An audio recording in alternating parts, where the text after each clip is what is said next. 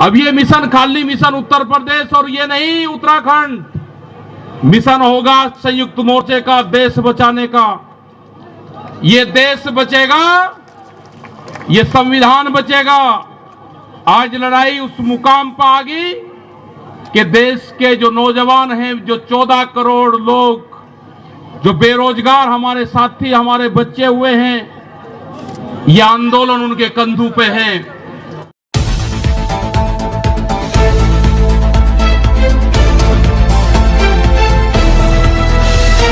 घेर के बैठे हुए हैं। भारत सरकार ने 22 जनवरी से बातचीत को बंद कर दिया गया है। आंदोलनरत में जो हमारे शहीद किसान हुए करीब 650 से ज्यादा, हमारे जितने भी बॉर्डर हैं, हमारे वे शहीद किसान वहां पे हुए। प्रधानमंत्री भारत सरकार ने एक भी जवाब ये नहीं दिया कि हम 1 मिनट का मौन धारण करेंगे। ये समझना पड़ेगा आप लोगों को, ये समझना पड़ेगा आप लोगों को कि जिस तरह से यहाँ पे देश की प्रॉपर्टियां बेची जा रही है, ये लोग कौन हैं जो देश के संस्थाओं को बेच रहे, इन लोगों की पहचान करनी पड़ेगी। देश में बड़े बड़े आंदोलन ये चलाने पड़ेंगे। आज से जो संयुक्त मोर्चा ने फैसले लिए हैं, उसके तहत हमको बड़ी बड़ी मीटिंगें पूरे देश भर में करनी पड़ेगी। अब ये मिशन खाली मिशन उत्तर प्रदेश और ये नहीं उत्तराखंड, मिशन होगा संयुक्त मोर्चे का देश बचाने का। ये देश बचेगा, ये संविधान बचेगा। आज लड़ाई उस मुकाम पर आ गई कि देश के जो नौजवान हैं, जो 14 करोड़ लोग जो बेरोजगार हमारे साथी, हमारे बच्चे हुए हैं, ये आंदोलन उनके कंधों पे है। जिस तरह से एक चीज बेची जा रही है, 3 कानून भी उसी का ही एक हिस्सा है। पहला है कि यहाँ पे रेल और हवाई जहाज और हवाई अड्डे बेचे जाएंगे। किसने परमिशन दी? किसकी ताकत है कि देश की प्रॉपर्टियों को बेचोगे? आपने घोषणा पत्र में नहीं लिखा, देश की जनता को धोखा दिया। धोखा नंबर 1।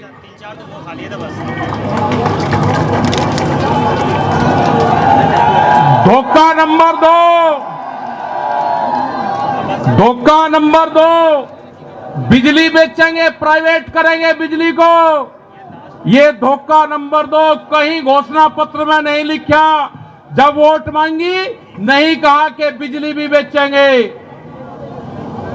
क्या लाई थी?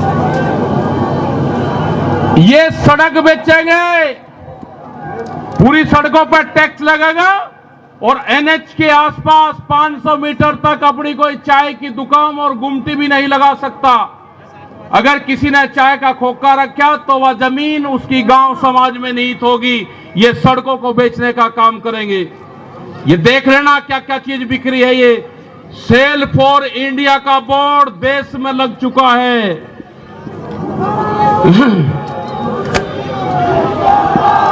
यह है LIC, जो बड़ी कंपनी देश की, बैंक, ये सब बिखरे हैं। इनके खरीदार कोई और नहीं है, खरीदार अडानी और अंबानी हैं। ये बिखरे हैं सब। FCI की जमीन जहां पे हमारा भंडारण होता था, वे पूरी जमीन, पूरे गोदाम अडानी को दे दिए गए हैं। पूरी FCI के जो गोदाम हैं अडानी के कब्जे में हैं। आपके पास में, भारत सरकार के पास में कोई भी गोदाम अब नहीं बचा है। देश के बंदरगाह, पूरा जो समुद्र के तट थे 100 किलोमीटर तक एक कंपनी को बेच दिए। वे बंदरगाह भी बिक गए। ये भी आपको जानकारी होनी चाहिए। वहां पे जो मछली पालन किसान हमारा था, जो नमक का किसान हमारा था, सब खत्म हो गए। बड़े बड़े बंदरगाह वहां पे बिक चुके हैं।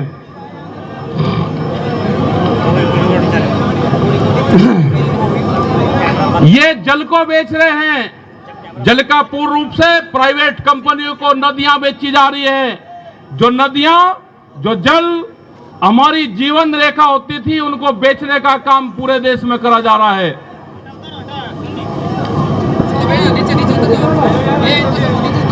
ये इंडिया ऑनलाइन सेल, मतलब कोई भी कीमत किसी भी चीज की लगा सकता है, भारत बिकाऊ है, ये भारत सरकार की पॉलिसी है। अब खतरे में कौन कौन है?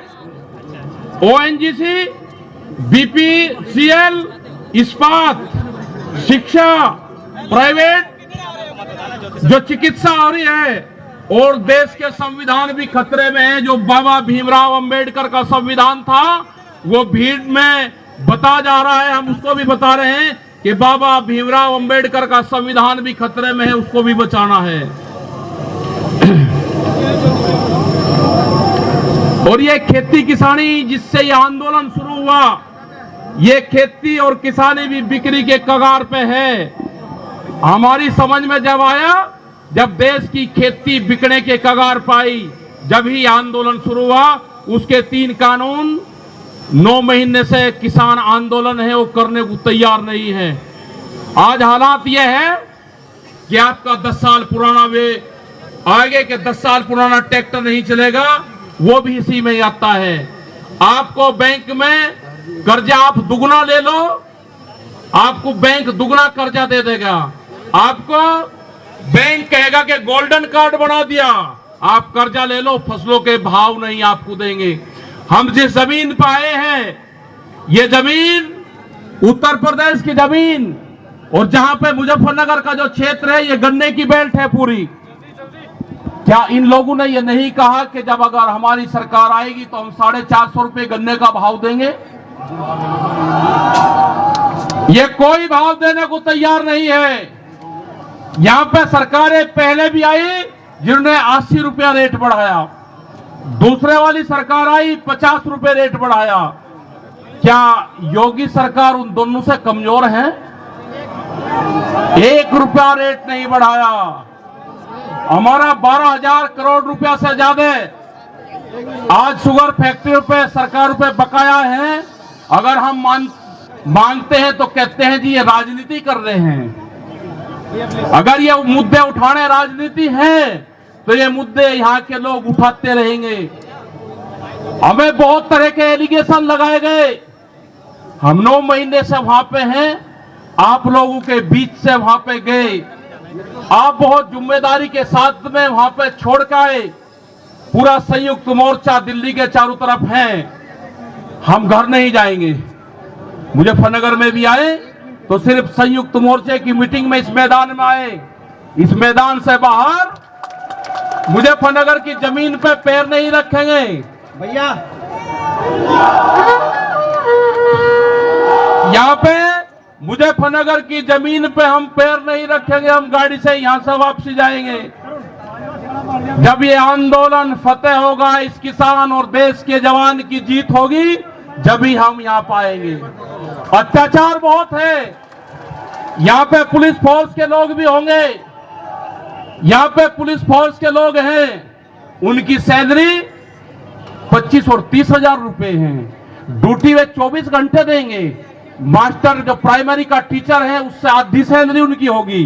वे आवाज नहीं उठा सकते, उनकी आवाज को दबाया जाता है। उनका जो क्वार्टर है वो 500-600 फीट में है। उनके क्वार्टर बड़े बड़े, उनकी सैलरी भी टीचर के बराबर उनकी सैलरी हो। वे ड्यूटी देते हैं 24 घंटे। जितने भी सरकारी कर्मचारी हैं उनकी पेंशन खत्म करोगे। एमपी एमएलए की पेंशन लोगे 2-2, 3-3। कर्मचारियों की पेंशन खत्म करोगे। आप देश में प्राइवेटाइजेशन करोगे तो रोजगार खत्म होंगे। हमारी समझ में एक बात नहीं आई, जो बड़ी बड़ी कंपनी 67,000 और 1 लाख करोड़ रुपया सरकार का लेकर भाग जाती है, उन्हीं को ही फिर बड़ी बड़े संस्थाएं बेच रहे हैं। वो पैसा कहां जा रहा है? अगर पूरे हमारे संस्थाओं के रेलवे बिक्री है, रेल के 4.5 लाख कर्मचारी बेरोजगार होंगे। मैंने जो सफाई कर्मचारी है उनसे बातचीत करी, रेलवे के या किसी भी नगर पालिका के हो, 5 और 6 हजार रुपए में वे सफाई कर्मचारी वाल्मीकि समाज के लोग नौकरी करेंगे यहाँ पे? अगर ठेका पड़ता होगी तो रोजगार जाएंगे। अगर प्राइवेट कंपनी के हाथ में ये कंपनी आ जाएगी, जिस तरह से रेलवे गई, 4.5 लाख कर्मचारी बेरोजगार होंगे। जो रेहड़ी पटरी के लोग अपना रोजगार चलाते थे, वे 4.5 करोड़ लोग हैं, वे बेरोजगार होंगे। बड़ी बड़ी अमेज़न जैसी कंपनी आ रही है जो इस देश में व्यापार करेंगी, इस देश में मॉल खुलेंगे। वे हमारे मजदूर भाई कहां जाएंगे? ये उनकी भी लड़ाई है। ये लड़ाई जितनी भी संस्थाएं बिक्री है उसकी लड़ाई है। और आपने आगे की और हम बात बता देना चाहते हैं। ये लड़ाई शुरू हुई 3 काले कानून से। ये लड़ाई शुरू हुई एमएसपी पे गारंटी कानून से।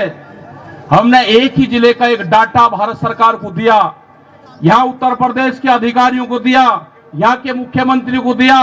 रामपुर जिले में जो मंसूरी धान की खरीद होती है वो बिहार में पैदा होता है, उसको बेच रहा है यहाँ पे। वो पंजाब जाता है, हरियाणा जाता है। बड़े व्यापारी का धान फसलें एमएसपी पे बिकती है, किसान की 10 से और 15% बिकती है। यह आपको समझना होगा। पूर्ण रूप से फसलों के दाम नहीं तो वोट नहीं, ये नारा लगाना पड़ेगा। फसलों के दाम नहीं तो वोट नहीं। जब तक इस सरकारों को वोट की चोट नहीं दोगे, ये दोनों बाहरी लोग हैं, इनको यहां से जाना होगा।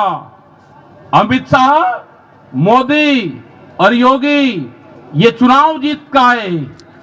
ये उत्तराखंड से चुनाव जीत के प्रधानमंत्री बने, कोई ऐतराज नहीं। उत्तर प्रदेश की जमीन से जीत के गुजरात में गुंडागर्दी के दम पे आना हो, वहां पे पुलिस स्टेट है, वहां पे जीत के देश का प्रधानमंत्री बने, कोई ऐतराज नहीं है। लेकिन उत्तर प्रदेश की जमीन पे ये दंगा करवाने वाले लोग हैं, इनको यहां पे बर्दाश्त यहां की जनता नहीं करेगी। ये मिशन जो संयुक्त मोर्चे का है ये तय हो चुका है। और हम वो 28 तारीख की याद आप सबको याद होगी, वो 28 तारीख की याद भी याद कर लेना। वहां पे ना मुसलमान बचना था और ना सरदार भाई बचना था और ना देश का किसानी झंडा बचना था। उस रात को देश में आंदोलन का कत्लेआम होता, उसके बाद में देश में कोई आंदोलन नहीं हो सकता था। वे 148 लोग वहां पे थे और 8000 की पुलिस और गुंडे के तत्व पे वहां पे कब्जा करने की नियत थी। लेकिन वे बहादुर लोग वहां पे थे जो 20 मिनट के बाद ही जो वहां से घोषणा हुई, वे 20 मिनट बहुत महत्वपूर्ण थे। जब देश की जनता साथ में खड़े हुई, जब हमने जल मांगा तो कंडेला खाप, हरियाणा, पूरा हरियाणा खाप सड़कों के ऊपर था, पूरा उत्तर प्रदेश सड़कों के ऊपर था। ये इस तरह का तोड़ने का काम करेंगे, हम जोड़ने का काम करेंगे। ये सरकारें आपसे फिर वादा लेकर जाते हैं कि वहां पे अगर हमारी कब्रगाह वहां पे बनेगी, हम मोर्चा नहीं छोड़ देंगे। अगर हमको शहीद होना पड़ेगा तो हम मोर्चे पर होएंगे, या तो जीत का आएंगे, बगैर जीते नहीं आएंगे वापसी।